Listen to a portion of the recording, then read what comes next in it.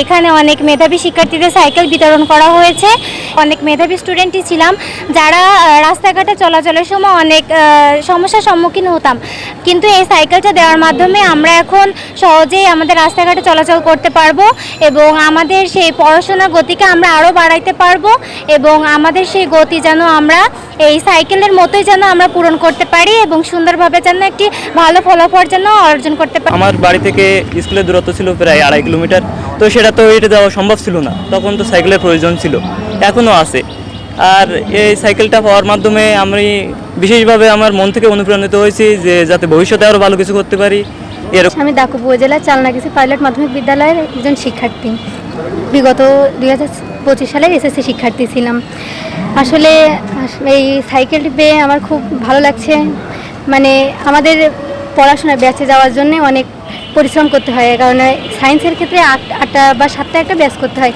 সেই ক্ষেত্রে আমরা যদি এই সাইকেলটি পেয়ে অনেক উপকৃত হয়েছি, কারণ সাইকেলটি নিয়ে আমরা ব্যাচে যেতে পারবো, এতে আমাদের সময় উপকৃত হবে, সময়টা বাঁচাতে পারবো এবং সেই টাইমটুকু আমরা বাসায় পড়তে পারবো।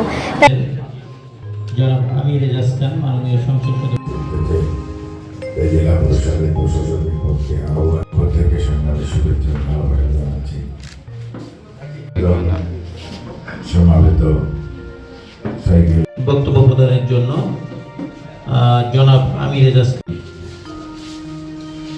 খুলনা জেলা শিক্ষা বিপ্লবী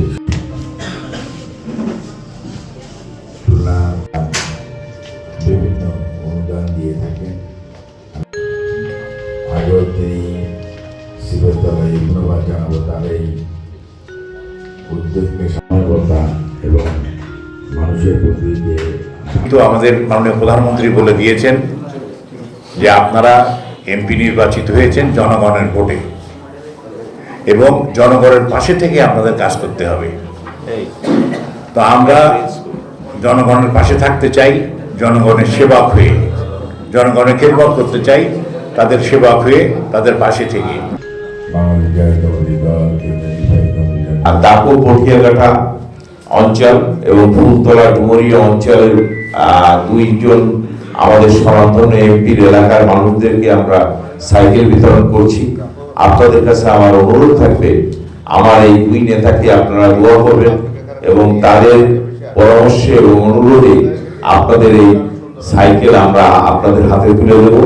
সঙ্গত কারণে আমাদের এই 2 নেতার জন্য আপনারা মন খুলে দোয়া করবেন।